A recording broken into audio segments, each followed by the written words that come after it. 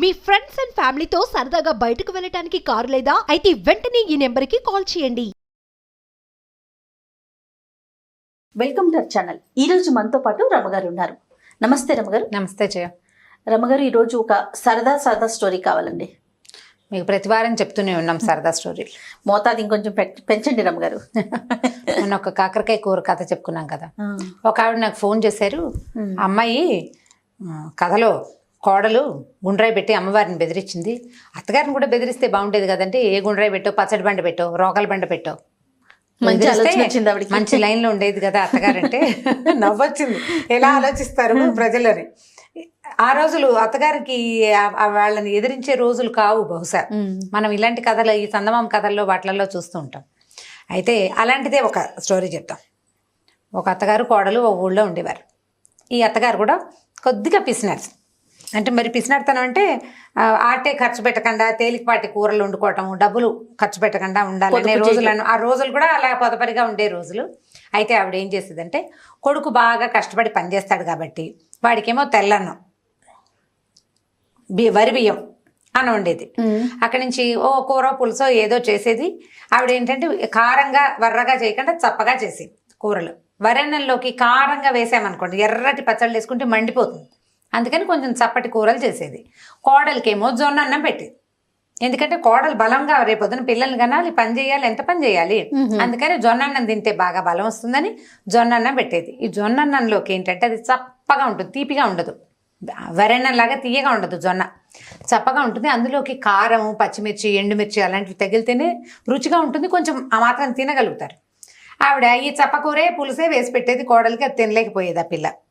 అయితే ఏమైందంటే, ఒకసారి ఓ రోజు సాయంకాలం ఈ అమ్మాయిని చెరువు దగ్గరికి కాపలాకి వెళ్ళమన్నారు. చెరువు పక్కన వాళ్ళకు ఒక చిన్న చేనేదో ఉంది. ఉంటే ఏంటంటే, ఆ చెరువు పక్కన గంగానమ్మ గుడి ఉంది ఆ ఊరిది.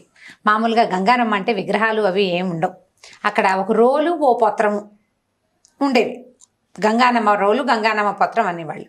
ఊరి వాళ్ళు ఏదైనా పెద్ద పెద్ద పచ్చళ్ళు చేసుకుంటే వెళ్ళి ఆ రోట్లో రుబ్బుకునేవాళ్ళు. ఆ చెరువు పక్కన ఉన్న రోట్లో రుబ్బుకుంటారు. పండగలప్పుడు దానికే పసుపు బొట్టు పెట్టి గంగానమ్మగా పూజ చేస్తారు. మన దగ్గర కూడా అలాంటి విధానం ఉండ్రాళ్ళకి పెట్టుకుంటాం. అవును.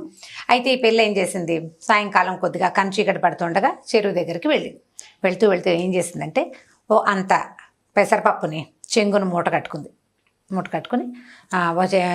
నిమ్మ చెట్లు ఏవో ఉన్నాయి వాళ్ళ తోటలో. వాళ్ళు అమ్మాయి వెళ్ళింది తోటేనమాట. సరే పెసరపప్పుని మూట కట్టుకుంది. అత్తగారంది, చీకటి పడకుండా అన్నం తినేసేయి, చీకటి పడి జొన్న అన్నం తింటే అరగదు, పెందరాళి అన్నం తినేసేయి, 9 గంటల దాకా ఉండు, అబ్బాయి వచ్చి నిన్ను తీసుకొస్తాడని చెప్పింది. సరే 5:30 అలా అయ్యింది. ఈ పిల్ల ఏం చేసింది, వెళ్ళింది కదా, వెళ్తూ ఏం చేసింది, చెంగుని మూట కట్టుకుంది కదా, ఆ చెంగుని నీళ్ల తొట్టులో ముంచింది. అంటే పెసరపప్పుని తడిపింది అనమాట. పెసరపప్పు కొంచెం నాంతుంది తడికి. మెల్లిగా చెరువు వైపుకి వెళ్ళిపోయింది. అత్తగారు మొగుడు ఇంకెక్కడున్నాడో వీళ్ళింటో ఉన్నారు. అక్కడికి వెళ్ళి కూర్చున్నాక పెళ్ళి ఏం చేసింది, సరే వచ్చేటప్పుడే చిన్న పొన్న వస్తువులు మూట కట్టుకుని తెచ్చుకుంది. ఏం తెచ్చింది, పెసరపప్పు నానబెట్టేసింది కదా కొంగునున్నది, ఒక 4-5 ఎండుమిరపకాయలు బొడ్లో దోపుకుంది. చీరకు పక్కన పెట్టి దోపేసుకుంది. చిన్న ఇంగు ముక్క, కాస్త ఇంత జీలకర్ర తెచ్చుకుంది. పచ్చడి నూరుకుంది కనమాట. సరే ఏం చేసింది, ఈ చెరువు పక్కన ఏదో పిట్టల్ని వాటిని వడిసెలు విసిరి కొట్టింది. అక్కడి నుంచి ఈ గంగానమ్మ రోలు ఉంది కదా, అక్కడ కూర్చుని పచ్చడి రుబ్బుకోవటం మొదలుపెట్టింది. ఈ పెసరపప్పు తీసి, కటికి పెసరపప్పు పచ్చడి అంటారు. కొద్దిగా నానిన పెసరపప్పు తోటి పచ్చడి నూరుకుంటారు. ఎర్రగా కారంగా బాగుంటుందన్నమాట. అందులో ఒక ఇంగువ, కాస్త ఉప్పు అవి వేసుకోవాలి. అన్ని తెచ్చుకుంది వస్తువులు. అత్తగారికి తెలియకుండా మధ్యాహ్నం నుంచి జాగ్రత్తగా చిన్న పొన్న పొట్లాలు కట్టి నడుం చుట్టూతో దొప్పుకుని తెచ్చుకుంది. పెసరపప్పును అంత పెసరపప్పు మాత్రం మూట కట్టింది అనమాట కొంగున. సరే ఏమైంది, ఆ ఊరి రాజుగారు ఆ దారి వెంబడే వస్తున్నాడు. వస్తూ చెరువు దగ్గర మంచినీళ్ళు తాగడానికి దిగితే ఈ పిల్ల రోట్లో ఏదో రుబ్బుతోంది. సరే చూస్తున్నాడు. చీకటి వేళ ఎవ్వరూ లేకుండా ఒక ఆడకూతురు కూర్చుని పప్పు రుబ్బుకుంటుంటే, ఏమిట్రా ఇదేం చూస్తారా, అదేదో వింతగా కనపడింది ఆయనకి దృశ్యం. సరే చూస్తుంటే ఏం చేసింది, ఈ పిల్ల రొంటి నుంచి ఇది ఇంగు తీసి వేసి నలిపింది. కాస్త రుబ్బేసరికల్లా ఇంగు గుమాయిస్తూ వాసన వస్తుంది కదా, వాసన వచ్చేసరికల్లా రాజుగారికి భలే బాగుంది వాసన అని ఆ అమ్మాయి దగ్గరికి వెళ్ళాడు. అమ్మాయి ఏమిటమ్మా చీకట్లో కూర్చుని రుబ్బుతున్నావు, నువ్వెవరు ఏమిటని అడిగితే, పలానా వాళ్ళ కోడలండి, చెరువు పక్కన ఉన్న చెలవకి కాపలా వచ్చాను, పక్కన చేనుంది దానికి కాపలా కోసం వచ్చాను, అన్నంలో కోసం అని పెసరపప్పు పచ్చడి రుబ్బుకుంటున్నానండి. ఎంత మంచి వాసన వస్తుంది, కాస్త పెట్టవా అన్నాడు. చేతిలో పెట్టింది. అన్నట్టు కారంగా ఉంటే అమ్మాయింది, బొట్టిగా తింటే కారం పడుతుందండి, జొన్న అన్నంలో నలుచుకు తింటే బాగుంటుంది, నేను అన్నం తెచ్చుకున్నాను తింటారా అంది.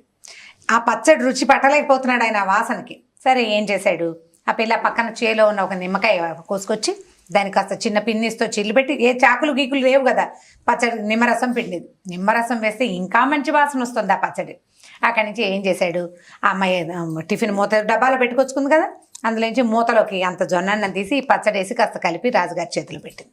రాజుగారు చకచకా తినేశాడు. ఇంకొంచెం పెట్టని సగం అన్నం రాజుగారు తినేశాడు. ఎంత బాగుందమ్మా, భలే బాగుంది, చాలా బాగా చేసావు అని ఇదిగో ఇది ఉంచుకొని ఒక రూపాయి కాసులను సంచి ఆ పిల్ల చేతిలో పెట్టబోయాడు.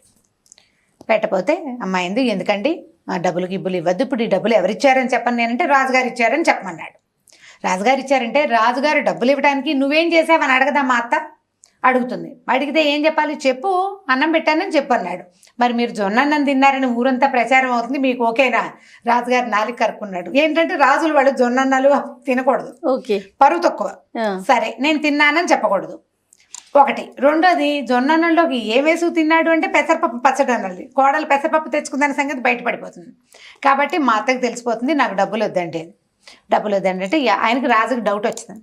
ఏ అమ్మాయి ఇంతోటి పచ్చడి నువ్వు ఇంటి దగ్గర రుబ్బుకోలేకపోతావా, అక్కడే ఎందుకు తెలియదంటే మీ రాజ్యంలో అత్తలు గట్టివాళ్ళండి, కోడళ్ళు మెతకవాళ్ళు, మేము ఇలాగే తినాలి, మాకు ఆస్తులు ఉండవు, ఆడపిల్లలకి ఆస్తులు ఉండే రోజులు కావు కదా, మా నాన్నలు మాకేమి ఇవ్వరు, కట్నాలు తెలియదు కాబట్టి అత్తలు మాకు జొన్నన్నాలు పెట్టి మా మొగుళ్ళకి వరన్నాలు పెడతారని ఆ ఊరి సాధక బాధకాలన్నీ చెప్పింది.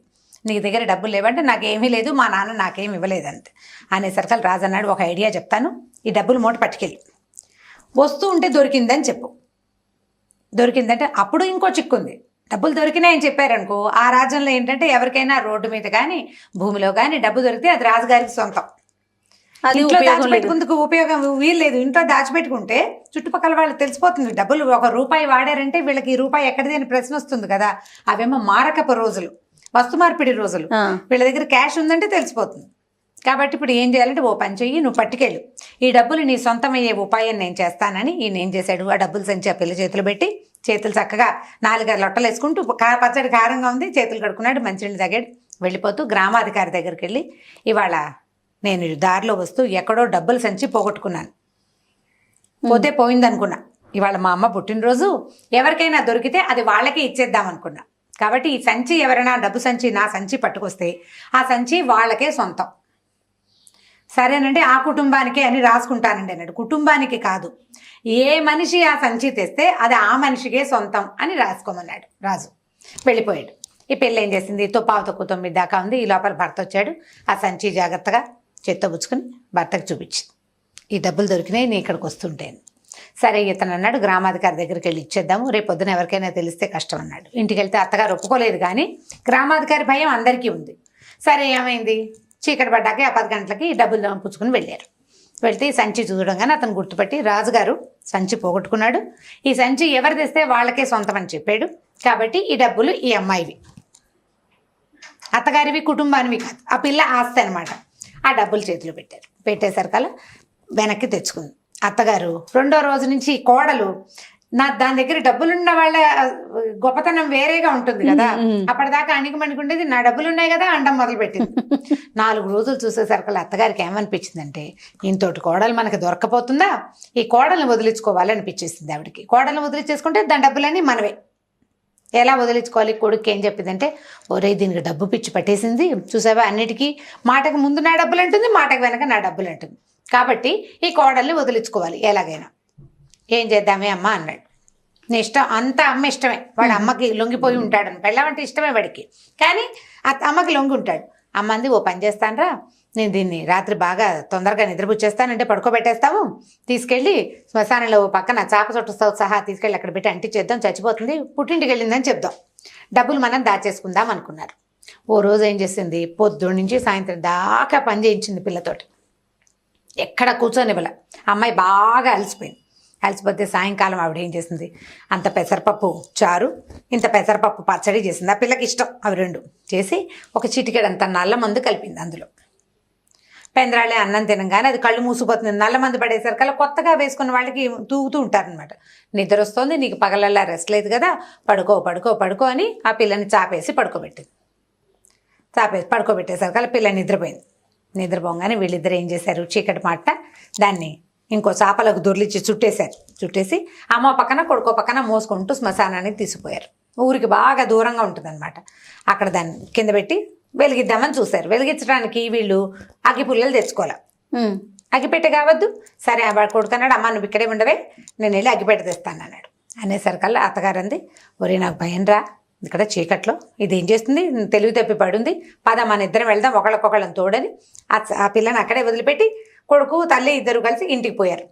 ఓ అంత నూనె తెచ్చారు, ఓ ఇంత నిప్పు పెట్టి తెచ్చుకోవడానికి వెళ్ళారు వాళ్ళు. ఈ పిల్లకి ఏమైంది, బాగా చీకటి, రాత్రి 11 గంటలు అయిపోయింది. శ్మశానం అనేసరికి ఊరికి దూరంగా ఉందా, చెట్లు అవి ఉన్నాయి, చల్లటి గాలి ఇస్తుంది. కాసేపటికి నిద్దట్లోనే చలేసింది. మన నిద్దట్లో చలేస్తే ఏం చేస్తాం, లేచి ఏం కూర్చోం, కాళ్ళ దగ్గర ఏమున్నాయో తడిమి దుప్పట్లు లాక్కోవడానికి ట్రై చేస్తాం కదా. అది కాదు, అటు ఇటు కాళ్ళు కదిపేసరికల్లా చుట్టేసి ఉన్నానని దానికి అర్థమైంది. ఏమిటి ఇలా చాప చుట్టుకుపోయాను నేనని చూసుకుంటే చాపలో తను చుట్టూ ఉన్నట్టు, ఊరికి దూరంగా ఫలానా చోట ఉన్నట్టు ఆ పిల్లకి అర్థమైపోయింది. అప్పుడు లేచి అమ్మ బాబోయ్ వీళ్ళు నన్ను ఏదో చేయబోతున్నారని ఏం చేసింది, అక్కడ కాస్త కనువెలుగ్గా కనపడుతోంది. ఇంత ఈత మొద్దులు ఉంటాయి, ఈత చెట్లు ఉంటాయి కదా, వాటిని నరికేస్తారు. నరికితే ఇంత లాగ్జల్ అంటే ఈత మొద్దు అంటారు. ఆ మొద్దును ఒకదాన్ని చాపలో చుట్టేసేసి తను పోయి ఆ నిద్రగా నేర్చు చెట్టు పక్కన దాక్కుంది చీకట్లోనే. మరి తెంపర్తనం ఉంది దానికి, అక్కడ దాకా వచ్చాక భయపడితే కుదరదు కదా. వీళ్ళు ఏం చేశారు, అమ్మ కొడుకు ఇద్దరు వచ్చారు, తెచ్చి నూనె దాని మీద పోసి అంటించారు. ఈ అంటించేసరికల్లా ఈ పిల్లకి ముక్కుకి చెవికి ఆభరణాలు ఉన్నాయి, మెరుస్తూ ఉంటాయి చీకట్లో. మంట వచ్చేసరికల్లా దగదగలాడతాయి కదా. గబగబా ఏం చేసింది, ఇది మట్టిలో చేతులు ఇట్లా ఇట్లా తడివి మొహానికి చెవులకి అన్నిటికీ మట్టి రాసేసుకుంది, వస్తువులు మెరవకుండా రాసేసుకుని మెల్లిగా అలాగా చీర చెంగు దోపుకొని చెట్టెక్కి కూర్చుంది, నిద్రగా నేరు చెట్టెక్కేసి. వీళ్ళు తగలబడ్డం చూసి అమ్మ కొడుకు ఇద్దరు ఇంటికి వెళ్ళిపోయారు. చెట్టు మీద కూర్చుంది కదా, కూర్చుని ఆలోచిస్తుంది, దేవుటి నా పరిస్థితి ఇలా అయింది, రాజుగారికి అన్నం పెట్టిన ఫలితం అంతా పోయింది, డబ్బులేమో వీళ్ళు నొక్కేశారు, ఇప్పుడు ఎటు కాకుండా నేను చెట్టు మీద చేరాను, నా మొహంలాగా ఏం చేయాలో తెలియటం లేదని ఆ పడుకుంది. కునికిపాట్లు వస్తున్నాయి, నల్ల మంది ఒకటి వేసుకుని తినేస్తుంది కదా, అట్లా నిద్రమూతగానే ఉంది. కాస్త ఆలోచిస్తుంది, మధ్యలో తెలివి తప్పి నిద్ర వస్తుంది. ఇంతలో ఏమైంది, ఊరికి దూరంగా ఉంది కదా, ఆ ఊళ్ళో నుంచి కొంతమంది దొంగలు ఈ శ్మశానం దగ్గరకు వచ్చారు, ఒక 5-6. వాళ్ళు ఏం చేశారు, డబ్బులు తెచ్చుకుని చెట్టు కింద కూర్చుని పంచుకుంటున్నారు. వాళ్ళకి వెలుగేమిటి, ఈ పిల్లని తగలెట్టుతున్నాం అనుకుని ఈత ముద్దను వెలిగించారు కదా, అది మండుతూ ఉంటుంది కణకణలాడుతూ. అమ్మ కొడుకు నుంచుంటే వాళ్ళకి అర్థమయ్యేది శవంకాలిన వాసన బాగుండదని వాళ్ళ ఇంటికి వెళ్ళిపోయారు. ఆ మంట వెలుగులో వీళ్ళు డబ్బులు పంచుకుంటున్నారు. ఈ పైన కూర్చుని కునికిపాట్లు పడుతున్న పిల్ల ఎప్పుడో పట్టు తప్పి దబేయమని వాళ్ళ మీద పడేసరికి వాళ్ళు కంగారు పడి చచ్చి, ఈ కనపడ్డదేమో దీని మొహం నిండా మట్టుంది. మనిషిలాగా వాళ్ళకి తోచలేదు. చీకటి మాట రాత్రి 1 గంటకో 2 చెట్టు మీద నుంచి ఒకటి దూకింది, దాని మొహం నిండా మసి. అక్కడి నుంచి ఏమైంది, వాళ్ళు కాస్త బెదిరిపోయి, ఓరు నాయను ఇదేదో అమ్మవారల్లే ఉంది, అమ్మవారంటే ఇదే ఏదో దూకింది మీదకి అని చెప్పేసి పారిపోయారు. పారిపోతే ఈ పిల్ల చూసుకుంది, కిందేవో చక్కగా డబ్బులు గిబ్బులు కనపడుతున్నాయి. తెల్లారేదాకా చెట్టు మొదట్లో పడుకుని నిద్రపోయింది. తెల్లవారిన తర్వాత అక్కడ మిగిలిన వస్తువులు డబ్బులు కనపడ్డాయి. వాటిని మెల్లిగా 2 మూట కట్టుకుని ఇంటి వైపుకి నడిచొచ్చింది. ఇంటికి నడిచి వచ్చేసరికి మొహం నిండా మట్టి ఉందన్న ఇంగితం లేదు దానికి. తలుపు కొట్టితే అమ్మ కొడుకు తలుపు తీసి తెల్లబోయారు. అమ్మో బ్రహ్మరాక్షస అయిపోయింది, కోడలు చచ్చిపోయి అది వచ్చేసింది మన మీద, కానీ తలుపేసేసారు వాళ్ళు. వేసేసి ఇది అరిచొచ్చి కేకలు పెట్టింది, అత్తయ్య అత్తయ్య తలుపుతీ అత్తయ్య, నేనే వచ్చాను అత్తయ్య అంటే, అదేమిటి వీళ్ళకి అర్థం కాలేదు, చంపేసాం, ఇది వచ్చేసింది. భయపడితే, మీరు భయపడకండి, నేనేం రాక్షసం కాను, మనిషినే, స్వర్గానికి వెళ్ళి తిరిగి వస్తున్నాను, తలుపు తీయండి అంది.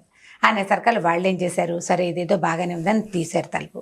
మొహం కడుక్కుంది, లోపల పళ్ళు తోకుంది, మొహం కడుక్కుంది, లోపలికి వచ్చి కూర్చుంది. అత్తయ్య తినడానికి ఏమైనా పెట్టవా, చాలా దూరం నడిచాను నేను. అది ఎక్కడికి నడిచావే, శ్మశానం నుంచి ఇంటికి రావడానికి. ఏంది శ్మశానం కాదు అత్తయ్య, నేను స్వర్గం నుంచి నడిచిస్తున్నాను, నేను రాత్రి మీరు నన్ను తగలెట్టారా, స్వర్గానికి వెళ్ళిపోయాను, మామయ్య కనిపించాడు నాకని చెప్పి. మామయ్య కనిపించాడు, ఈ లోపల డబ్బులు దాచుకొచ్చుకుందిగా, ఆ డబ్బులు నగలు అన్నీ చూపించేసరికి వాళ్ళు తెల్లబోయారు. ఇవన్నీ ఎక్కడమంటే మామయ్య గారు స్వర్గంలో ఉన్నారు, నాకు అన్నీ ఇచ్చారు, అక్కడ చక్కగా రంభ, ఊరసి, మేనక, తిలోత్తమ ఇలా 3 మంది డాన్సర్లు ఉన్నారు, వాళ్ళందరితోటి చక్కగా మామయ్య గారు ఎంజాయ్ చేస్తున్నారు. నేను వెళ్తే ఆయన ఇక్కడ ఉండగా ఎలా ఉంటే సన్నగా ఇలకట్టుకుని ఉండేవాడా, స్వర్గంలో బాగా తిని నున్నగా అయ్యాడు.